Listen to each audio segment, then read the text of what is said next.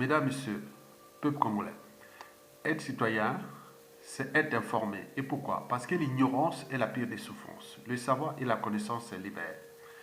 Être citoyen, c'est d'agir en permanence. Et pourquoi? Parce qu'aucune cause n'est perdue d'avance. Et surtout quand elle est digne, juste, noble, légitime et voire civilisationnelle. Sans lutte, il n'y a pas de liberté ni de la dignité d'un peuple. Sans lutte, il n'y a pas de justice rendue à un peuple. Sans lutte, il n'y a pas de paix. Et sans lutte, il n'y a pas de progrès. Donc, seule la lutte libère. Mesdames, Messieurs, peuple congolais, vous avez dû le constater depuis ces 3 derniers jours. Vous avez vu comme une démonstration de force, d'arrogance policière et militaire sous l'autel d'un couvre-feu. Vous avez vu Sassou Nguesso, le dictateur, sortir ses muscles. Vous avez vu ces rombos, hein? C'est comme des rombos. Hein? Ils sont là, ils jouent au rombo dans Brazzaville et Pointe-Noire. Bon, quelles sont ces forces de l'ordre ou du désordre ou de l'insécurité? Sont-ils des étrangers ou des Congolais? Si ce sont des Congolais, sont-ils conscients qu'il n'y a pas d'eau potable à Brazzaville ni à Pointe-Noire et qu'il n'y a pas de nourriture et qu'il n'y a pas de cadre de vie digne, qu'il n'y a pas de soins et autres? Donc, ils vont jouer au rombo et rentrer où? Où ils vivent? Où vivent-ils ces gens-là? Dans la même ville de Brazzaville qui est déjà dans la merde? Ou à Pointe-Noire qui est déjà dans la merde? Aujourd'hui, nous venons d'apprendre que pour une petite pluie, il y a eu les câbles de transport du courant à haute tension et s'est écrasé. Donc il y a des milliers de morts. Et ces centaines de morts-là, qu'est-ce que je dis? Les centaines de morts-là sont ceux dont on dit que c'est le fief de Sassou Nguesso. Les quartiers nord de Brazzaville, c'est les quartiers nord, le fief de Sassou Nguesso. Mais comment va-t-il être conscient de cette situation qui cesse de se dégrader? Et à côté, on joue au rombo. Donc, on n'est plus dans l'État, on est dans le hors-État. La loi du plus fort, la loi du plus... la jungle. Et pour combien de temps encore? Mesdames, Messieurs, peuple congolais, je vais ici vous parler de l'état d'urgence. Que se cache-t-il derrière le couvre-feu de 30 jours au Congo-Brazzaville? Couvre-feu de 30 jours au Congo-Brazzaville. Que se cache-t-il derrière ce couvre-feu décrété par le dictateur Denis Sassou Nguesso le 29 mars dernier? Mesdames, Messieurs, il ne s'agit pas d'un poison d'avril, c'est la réalité, c'est triste. Sassou a instauré au Congo un couvre-feu où il y a des démonstrations de force brute envers la population, sous l'autel du coronavirus. L'ennemi n'est pas la population, l'ennemi c'est le coronavirus, l'ennemi c'est Sassou Nguesso, ce n'est pas la population. Vous avez tout compris, mesdames et messieurs. Donc, que se cache-t-il derrière le couvre-feu de 30 jours décrété au Congo par le dictateur Denis Sassou Nguesso?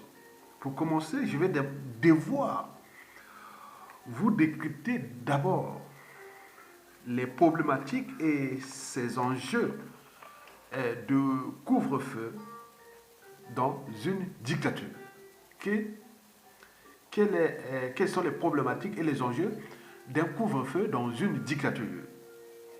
Et notamment celle qui sévit au Congo aujourd'hui, en ce début du XXIe siècle. Cette dictature qui est déjà féroce, la plus sauvage et barbare du continent noir, en ce début du XXIe siècle. Cette dictature qui est incarnée par l'orgue de l'aliment, le dictateur Denis Sassou Nguesso. Et cette dictature qui est déjà liberticide, antidémocratique, antisociale, criminogène, immorale, dissolue et confiscatoire d'ailleurs de l'État congolais comme sa propriété privée et de la France Afrique comme leur compagnie d'assurance. Et pour combien de temps encore? Mesdames, Messieurs, quelles sont alors les problématiques à poser dans une dictature? Les problématiques couvre-feu qu'il faut se poser dans une dictature. Quand un dictateur décrète un couvre-feu, alors quelles sont ces problématiques de ce couvre-feu-là? Je pense que nous avions ici trois problématiques en ce qui concerne la dictature de Sassou Nguesso au Congo-Brazzaville. Nous avions trois problématiques à poser. D'abord, la problématique constitutionnelle. Et oui, il me semble que le dictateur, bien sûr, a lu son discours le 29 mars dernier. Bon, un discours qui lui a été écrit, parce qu'il y a eu la pression des médias, réseaux sociaux et autres, donc on l'a écrit ce discours-là. Il est venu le lire à la sauvette et sans référence même à sa propre constitution de 2015 qu'il a voté contre le peuple congolais, que le peuple congolais avait dit non, on ne veut pas de cette constitution. Cette constitution qui, nous l'avions répété plusieurs fois, elle est liberticide, antidémocratique, antisociale et criminogène.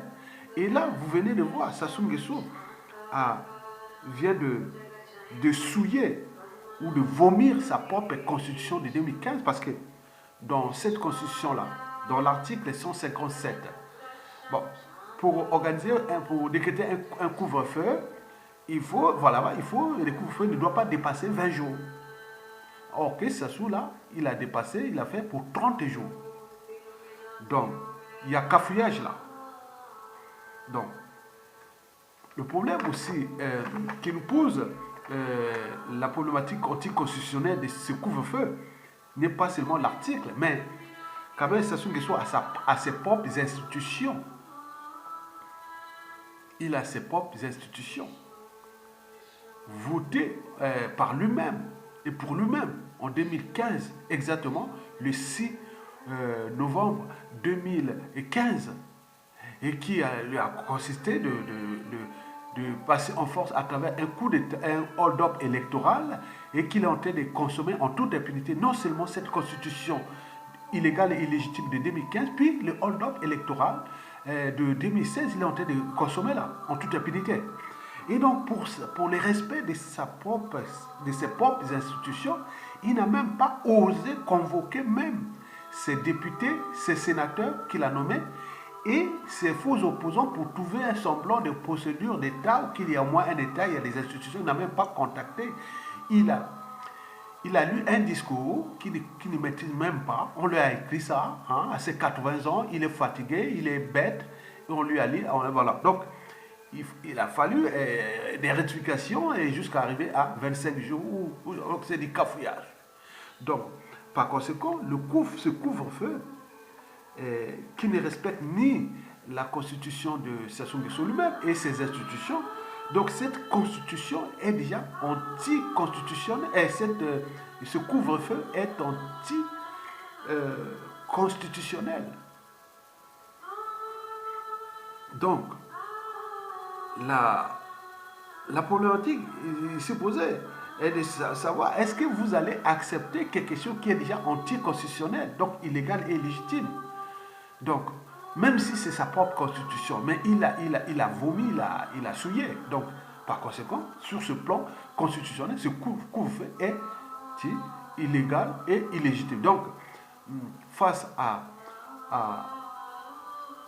un pouvoir injuste, à une autorité injuste, à une loi injuste, oui, le citoyen a droit à la désobéissance et à la résistance. Donc, par conséquent, tout Congolais peut résister et désobéir à ce couvre-feu-là parce qu'il est anticonstitutionnel et illégal et illégitime pour des raisons précitées. C'est-à-dire, Sassou n'a pas respecté ses propres institutions. Point barre. Mesdames et messieurs, le peuple congolais. La deuxième problématique est celle des libertés fondamentales. Parmi elles figure la liberté tout simplement et la dignité. La liberté et la dignité étant les premiers et fondamentales des droits de l'individu ou de l'humanité. Sans liberté ni dignité, vous n'êtes pas citoyen, vous êtes indigène ou esclave. Donc l'individu privé de la liberté et de la dignité est calculé comme un indigène ou esclave. Donc, si les Congolais se disent qu'ils ne sont pas des esclaves ni des indigènes de Sassou Nguesso, par conséquent, il faut se demander, est-ce que dans ce couvre-feu, il y a des mesures d'accompagnement des libertés fondamentales et de la dignité des Congolais? Il me semble qu'il n'y a rien dans ce couvre-feu, il n'y a pas de dispositions ou de mesures d'accompagnement des libertés fondamentales, et c'est-à-dire la liberté tout court et les dignités des Congolais. Et là, il me semble que dans ces conditions, en tant que citoyen, vous devez désobéir et résister à ce couvre-feu qui est déjà anticonstitutionnel et puis liberticide. Mesdames, Messieurs, peuple congolais. La troisième et dernière problématique est celle qui touche les problèmes, oui, toujours de ce couvre-feu. Il faut se poser des problématiques des droits fondamentaux. Des droits fondamentaux. Parmi ces droits fondamentaux, figurez-vous, l'accès à l'eau potable. Ce sont les besoins fondamentaux de l'individu. Là, le fleuve Congo, nous sommes en faisant des fleuves les plus puissants du monde qui passent là. Mais à Brazzaville, il n'y a pas d'eau potable. Et les gens, pour boire de l'eau, ils sont obligés de faire des kilomètres pour aller chercher de l'eau dans la ville de Brazzaville. Mais vous allez confiner les gens, couvre-feu, qui ne peuvent pas bouger. Déjà, il faut se demander, l'eau c'est la vie. Vous privez quelqu'un de l'eau, vous le privez de la vie. Donc il s'agit bien sûr d'un acte criminel. Donc il n'y a pas d'eau dans les maisons à Brazzaville. Mais où est-ce qu'ils vont chercher de l'eau? Vous les confinez, vous les mettez les coups de feu, couvre-feu. Donc là, sur ce plan, ce qui concerne les droits fondamentaux, sur le problème de l'eau potable, c'est déjà criminogène. Bon, vous avez par exemple l'accès à la nourriture. 80% des Congolais à Brazzaville, Pointe-Noire et Grande-Ville, 80% n'ont pas de salaire. Donc ils vont faire le système D toute la journée. Hein? Et donc, vous les confinez chez eux, vous les privez de job sans sortie. Donc là, c'est antisocial. Donc ce couvre-feu devient antisocial. Et n'oublions pas, l'accès au cadre de vie, eh oui, digne. Regardez, il y a des problèmes d'érosion, de boulement, d'inondation, et vous allez par exemple voir quitter les câbles électriques tombent et ça brûle les populations, et les populations il y a des morts. Et donc sur ce plan, ce qu'on fait est criminogène. On a confiné les gens, on a empêché les gens d'une mobilité ou une liberté dans un milieu qui est déjà hostile à leurs conditions de vie. N'oublions pas les problèmes des soins. Si le journée ou le soir, si quelqu'un tombe malade, mais bien sûr qu'il va envoyer dans ces mouroirs, hôpitaux qui sont indignes, où beaucoup de ces dignitaires sont en train de mourir aussi, puisqu'ils sont maintenant bloqués, ils ne peuvent plus venir se soigner ici en Occident. Et donc ils sont là bloqués, ils sont inquiets. Et donc sur ce plan de ce confinement un peu liberticide, illégal et tout compagnie, donc sur ce plan de la problématique de la nourriture et des soins, hein, donc j'ai commencé l'eau potable, déjà il n'y a pas, la nourriture pas, l'accès au cadre de vie digne, rien, et les soins, rien du tout. Et donc le but même de la condition humaine est bafoué, c'est-à-dire les besoins fondamentaux, hein, les droits fondamentaux, rien.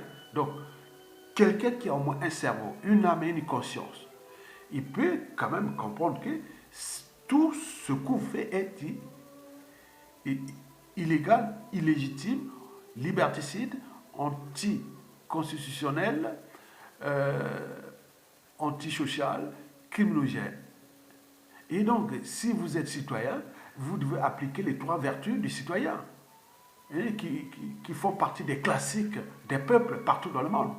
Quand vous êtes en face à l'injustice, l'oppression et la barbarie, vous n'avez que trois vertus à appliquer: la désobéissance, la résistance et la révolte. Sinon, ça ne sert à rien de glander si vous n'êtes pas capable de vous rebeller. Mesdames, Messieurs, peuple congolais, c'est dit. Donc, nous allons passer maintenant aux problématiques, aux enjeux. Je pense qu'il y a 3 enjeux. Il y a 2 enjeux. Je pense qu'il y a 2 enjeux dans ce couvre-feu-là. On pourrait faire le confinement, bien sûr, mais apporter un couvre-feu, ça ne veut rien dire. En plus, il n'a pas les moyens de contrôler tous les Congolais sur l'ensemble du territoire. Donc, vous avez tout compris. Donc, d'ailleurs, sur les enjeux, j'ai eu un message qui a été envoyé par les réseaux. Ils ont demandé à Denis Sassou Nguesso et que nous espérons que ce fameux couvre-feu ne devienne pas synonyme d'enlèvement.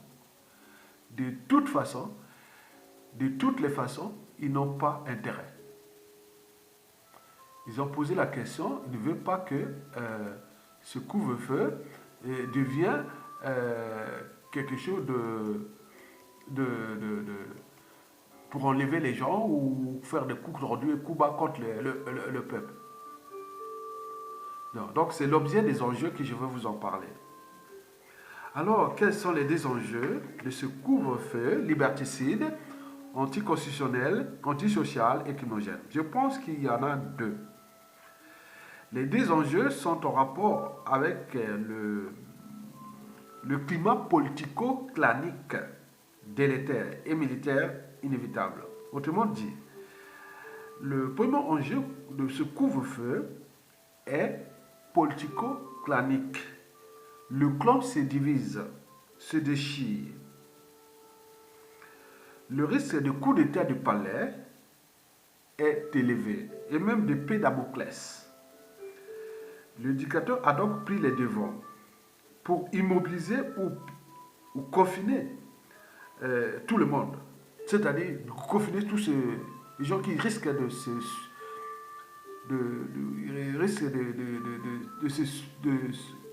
de coup d'État de palais. Voilà, donc il cherche à confiner déjà ça. C'est pas pour l'intérêt du peuple, c'est pour ses propres intérêts. Donc là, il sait que le climat politico-clanique est tendu entre dans le clan. Dans le clan se divise. Et comme ils ont tous les moyens, que ce soit de sécurité ou militaire entre eux, donc chaque camp peut utiliser ses moyens contre l'autre. Donc pour ça, pour calmer ça, ça soit à immobiliser les Congolais. Donc les Congolais sont en train de subir ce qui se passe au sein du clan. Donc, et notamment entre Jean-Dominique Okemba et Denis Christelle Sassou Nguesso. Sassou Nguesso veut placer son fils coûte que coûte pour qu'il soit son successeur. Et de l'autre côté, les Jean-Dominique Okemba, les réseaux de Jean-Dominique Okemba, les neveux et tout quoi, ils disent non, niet. Donc c'est la guerre entre eux. Donc comme ils ont les moyens de l'État, des 2 côtés, Jean-Dominique Okemba quand même fut le patron des services secrets, il a des réseaux de militaires et des gens autour de lui. Et c'est sur l'éducateur aussi, donc chacun a ses comptes. Donc là, on ne sait pas qu'est-ce qui se passe. Donc pour contrôler et voir ce qui se passe, parce que peut-être la tension le risque était déjà peut-être réel, il devait peut-être passer à l'action, donc ce soit à stopper tout, personne ne bouge pour contrôler. Et il met le coup de couvre-feu la nuit pour que... Le deuxième enjeu est la conséquence de ce premier enjeu, c'est-à-dire le politico-clanique. Donc, chaque camp risque de passer à l'action. Donc là, c'est chaud. Ils risquent de se bouffer entre eux. Ils sont en train de se déchirer. Ça, je vous rappelle que c'est fini. Le divorce est consommé entre eux. En apparence, ils sont semblants autres, mais dans le clan, c'est divisé. Le système est en train de s'imploser de l'intérieur. Vous avez tout compris. Mesdames, Messieurs. Par conséquent, ce couvre-feu n'a rien à voir avec le confinement lié au coronavirus. Le coronavirus n'est qu'un prétexte. Vous avez tout compris. Donc les enjeux sont ailleurs, au niveau du clan. Mesdames, Messieurs.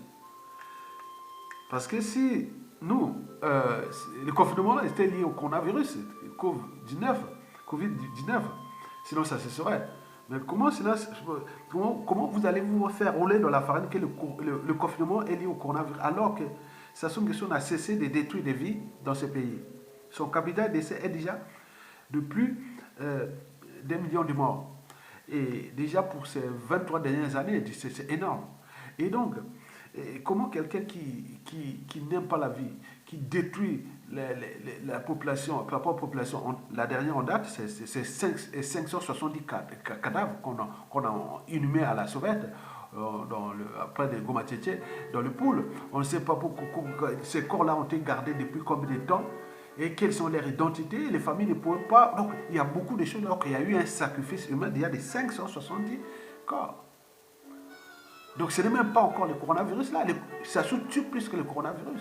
Il tue plus que Ebola. Il est en train de tuer même plus que le paludisme.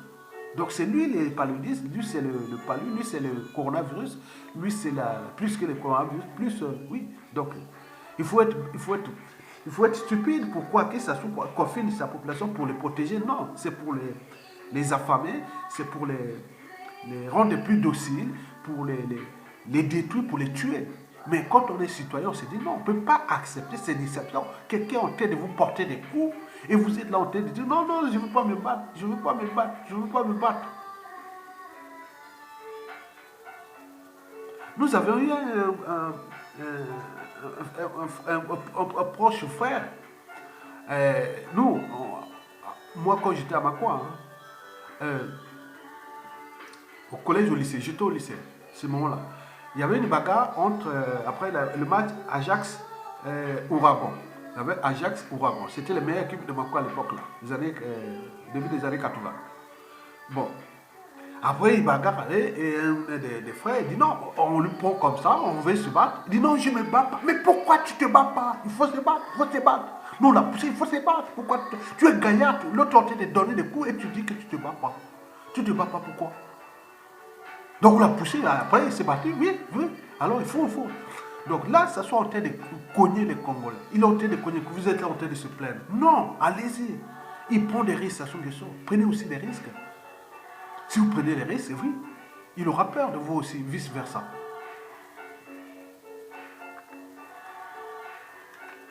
Mesdames et messieurs, peuple congolais.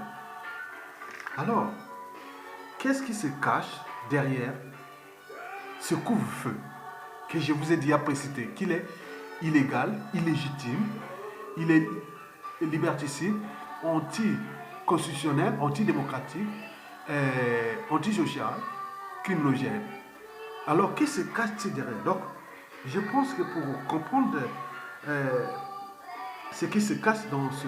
Il faut aller voir, déjà mesurer l'atmosphère de ce couvre-feu. Vous voyez qu'il y a une démonstration de force déjà policière. Qu'est-ce qu'il y a? Les gens armés jusqu'aux dents.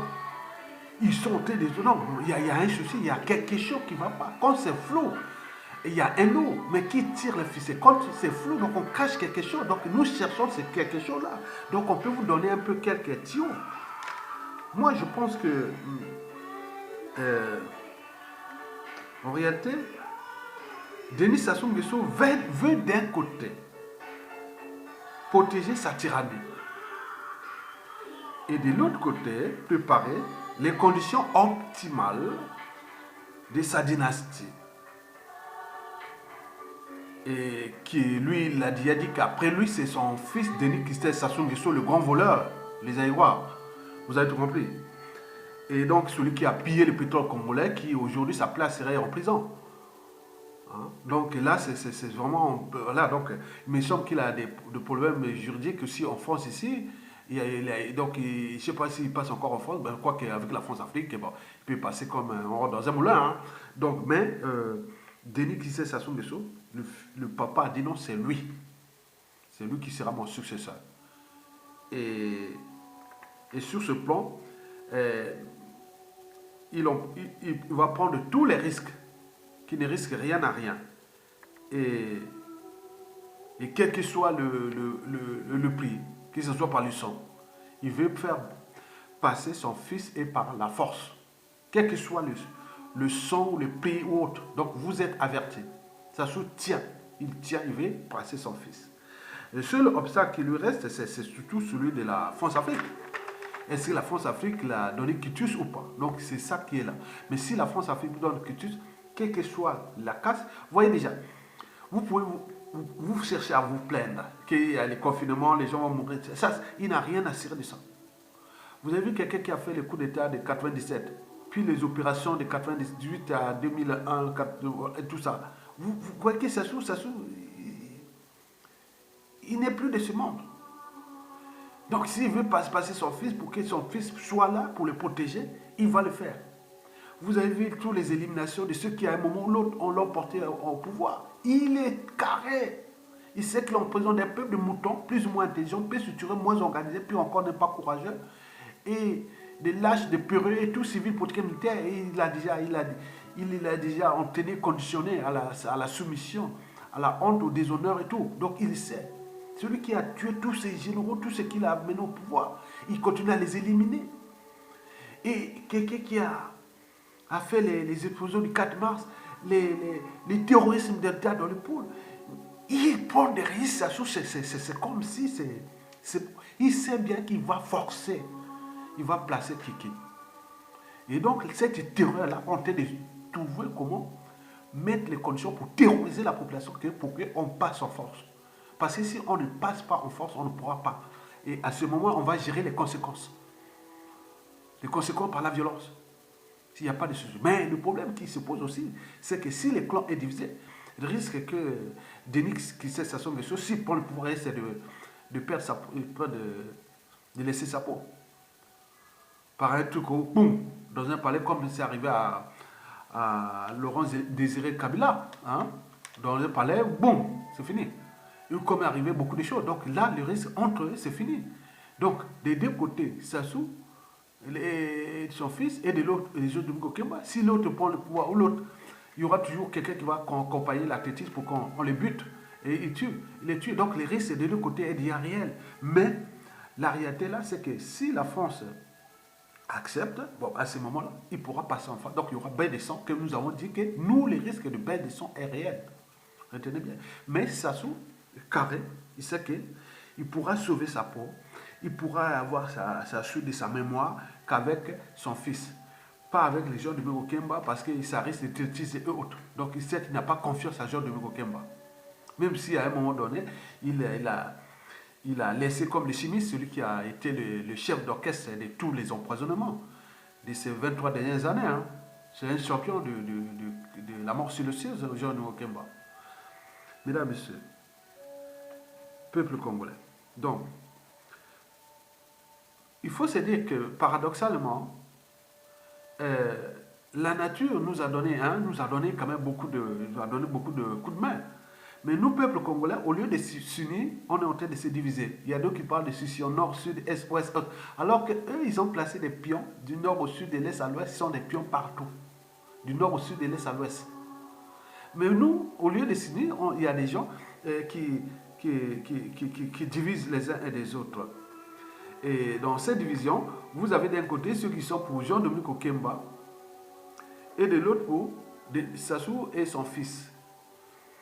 Et donc, ce sont ces gens-là qui viennent vers les résistants, ceux qui luttent contre la dictature, pour jouer d'abord aux amalgames, aux polémiques, à la diversion, au chantage et tout compagnie, pour perturber. Donc, sachez que tout ce qui parle autour des chantages, ou amalgame et tout comme le nord-sud, ou mélanger plein de trucs, ce sont soit les réseaux des gens de Mukokemba ou des Denis qui savent ce que sont.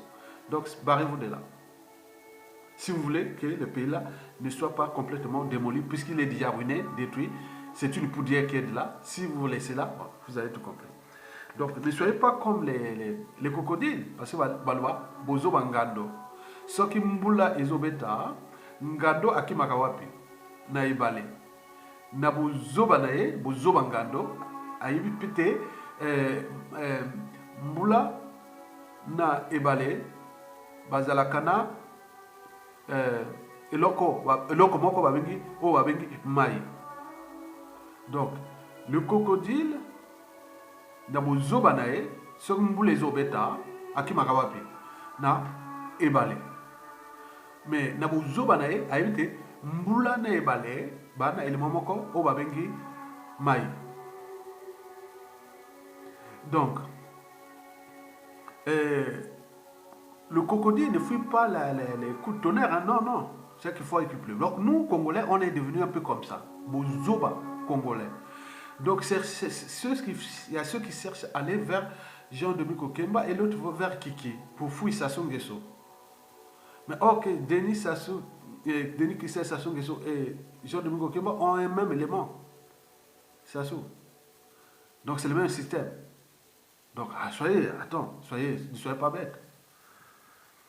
Donc, nous, le problème, c'est tous ces systèmes dégagent. Et pour ce faire, nous avons quand même eu cette chance-là en 2016. Si nous oublions 2016, nous aurons perdu. C'est Sassou Nguesso, depuis le coup d'État sanglant de 1997, en passant par 2002, il est passé comme la lettre à la poste. 10% de votants, il est passé. Et arrivé en 2009, il a fait pareil. 10% de votants, il est passé en force. Et là, en 2016, il se retrouve avec Jean-Marie Michel Mokoko. Et là, vous voyez les conséquences jusqu'à aujourd'hui. Mais certains se disent, non, mais tournons la page de Mokoko, et mais il n'a pas réussi, il n'a pas... Non, attendez. Très bien. Mokoko, en sortant de là ou pas, il peut dire, oui, je vais ou je ne vais pas. Mais c'est la suite. Parce que ce sont des paniers, des contentieux historiques, des règlements des comptes autres. Donc, si nous ne pensons pas que nous devons nous unir pour le faire partie de ce système-là, c'est s'entourer des présidents élus autour d'une transition politique consensuelle, nous aurons perdu. Puisque, bon, si ces gens cherchent à tourner la page, les autres vont dire non, mais ça ne sert à rien d'aller vers une transition.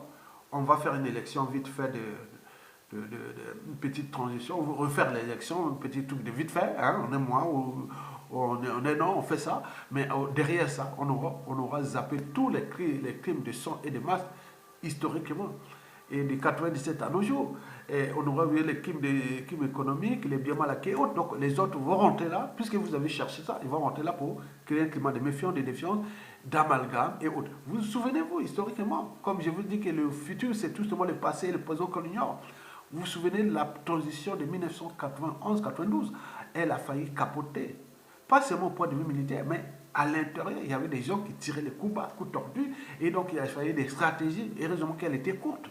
Parce que si elle dure encore deux ans, et ça sera vraiment bazar total. Et donc il y avait des gens qui avaient envie déjà de prendre le pouvoir à leur place, et il y avait donc il y avait tellement de conflits d'intérêts. Mais ce qui se décide, si nous ne nous regroupons pas ensemble dans une communion nationale, ou de points consensuels, où nous avons déjà un individu qui est au-dessus, qui peut apaiser. Responsabilité, tant au niveau civil, politique et militaire, surtout au point de vue militaire, pour apaiser cette géopolitique-là. Et de tout ce qui s'est passé. Mais celui qui veut dire non, on va passer pour aller faire une élection ou transition, très bien. Il y a beaucoup de gens qui vont. Nous sommes dans un pays qui est déjà ruiné et détruit. Donc on va les détruire, puisque beaucoup vont pour simplement pas pour avancer. Ils ne viennent pas pour vous aider, ils viennent pour le fracasser. Parce que c'est celui qui vous a détruit une première fois, puis une deuxième fois. S'il revient vers vous, ce n'est pas pour vous aider, c'est pour vous détruire encore de plus belle. Donc ces gens qui sont dans ces officines, qui cherchent à faire des élections ou aller une transition vite fait, ce sont ces gens qui n'aiment pas ce pays. Bon, comme la force peut être de leur côté, où ils ont des alliés, ils peuvent aller directement, bon, ben, on y va ensemble, on détruit, c'est fini. On peut même s'aider jusqu'à arriver à l'implosion de ce pays en plusieurs normes, donc on peut arriver. Donc le risque que nous perdons notre pays est réel à cause de nous-mêmes. Nous cherchons tous les boucs émissaires, alors que nous avions été à l'école, on a au moins un cerveau, une âme et une conscience. On cherche les boucs émissaires d'abord interethniques, et oui, des clans de Sazou, pas Sazou, et on parle aussi de la France d'Afrique, des Chinois, donc on mélange tout. Donc à un moment donné, il faut stopper. Donc l'enjeu de nous, c'est-à-dire d'accompagner la dynamique de la chute inévitable du dictateur. Et le processus de la chute de Sassou Nguesso est irréversible. C'est un mouvement d'ensemble dont il ne pourra pas contenir. Ce courant l'emportera. Et il va partir, il doit partir. Donc, par conséquent, nous devons individuellement et collectivement, déjà ici, appliquer déjà les vertus du citoyen. parmi ces vertus, il y a déjà un, désobéir, deux, résister et, au cas échéant, se révolter, tant au niveau civil que militaire. Et après, nous devons rentrer dans une période de communion nationale, plus ou moins longue, pour tout remettre après. Déjà les crimes de sang et de masse, les problèmes économiques, les problèmes de repenser les institutions nouvelles, le problème de la géopolitique sous-régionale, le problème de la force Afrique, et s'adapter aux enjeux de demain pour être là, que nous, l'enjeu est que nous soyons libres, dignes et heureux chez nous. C'est tout. Les gens veulent être libres et heureux et dignes chez eux, avec le minimum de cadre de vie qui peut être tranquille. Donc la course n'est pas au super développement, non, non. On veut avoir l'eau potable chez nous, la nourriture chez nous, l'emploi, le cadre de vie, la fête, et tout compagnie chez nous tranquillement, comme on était avant qu'il soit arrivé au pouvoir, avant qu'il soit prendre le contrôle de ce pays. Donc nous voulons retrouver notre liberté et notre dignité. Et donc, tant qu'à faire, donc, zappez-vous déjà de ces gens-là qui se bouffent entre eux, qui se séparent entre eux, c'est leur affaire. Parce qu'ils ne sont pas des enfants de cœur. Ils ont tué des gens, ils ont détruit des gens, ils continuent à menacer, à déclasser, et sur tous les plans. Si vous pouvez voir les dégâts occasionnés par ces gens-là depuis ces 23 dernières années, si vous oubliez ça, donc vous êtes des animaux, mais les autres n'oublions pas. Au niveau des familles, au niveau des clans, au niveau des... Non, non, on n'oubliera pas. Et deuxièmement, ce sont des gens qui ont ruiné et détruit ce pays. Vous allez encore aller vers ceux qui ont ruiné, qui vont venir là comme des sauveurs. Non, ils ne sont pas des sauveurs. Donc ils sont là pour préserver leurs privilèges et surtout éviter qu'ils soient traduits devant les juridictions nationales ou internationales comme la CPI ou la... Voilà, donc vous avez tout compris. Donc ils se battent pour ça. Donc ils vont jouer les doubles jeux, mais si vous rentrez dans ces doubles jeux, vous l'aurez perdu. Donc pour nous, pour fixer les idées, que la guerre qui se passe là, en ce moment, c'est leurs affaires. Le couvre-feu, donc c'est quelque chose qui se passe au sein du clan. Ils sont en train de diviser, ils ont peur des uns et des autres. C'est pourquoi ils ont sacrifié le peuple en le confinant et en instaurant ce couvre-feu qui est déjà illégal, illégitime et anticonstitutionnel, antisocial et criminogène. Et puis, en plus de ce couvre-feu, mais c'est à nous, de prendre notre responsabilité de peuple et dire non, ça c'est leurs affaires. Maintenant, notre affaire, c'est que tout ce clan, système d'égal, ils vont tomber de leur propre venin. Et donc, nous, le but est de se préparer individuellement et collectivement à s'adapter à la situation et surtout de continuer à la désobéissance et au cas échéant, civils et militaires patriotes, et de se mettre dans la rue et les chasser. Et puis nous rentrons dans une transition, et de cette transition que nous pouvons sauver notre pays, que nous pouvons sauver les vies, que nous pouvons sauver tout. Mais si vous laissez continuer, c'est fini. Parce qu'ils vont importer beaucoup d'étrangers, ils sont déjà entourés de mercenaires et tout ça étrangers, donc nous serons des étrangers dans notre propre pays, et beaucoup seront des apatrides à vie. Donc si vous souhaitez ça, c'est votre affaire. Mais nous, ce n'est pas possible. Donc j'en appelle aussi aux armées, ceux qui sont les patriotes. Je sais que 92% de nos forces ne sont pas tous de la tribu de Sassou. Hein? Donc c'est à vous de prendre votre responsabilité et sauver le pays. Et surtout, faire de telle sorte qu'on fait une communion entre insurrection et désobéissance militaire pour qu'on puisse récupérer notre pays et commencer à bosser ensemble entre civils et militaires. Et les politiques nouveaux vont revenir après, vont sortir de ces militaires et de ces civils. Parce que les hommes politiques là sont finis. Ceux qui sont là sont avariés, il n'y a plus rien à faire. Vous avez tout compris. Merci beaucoup.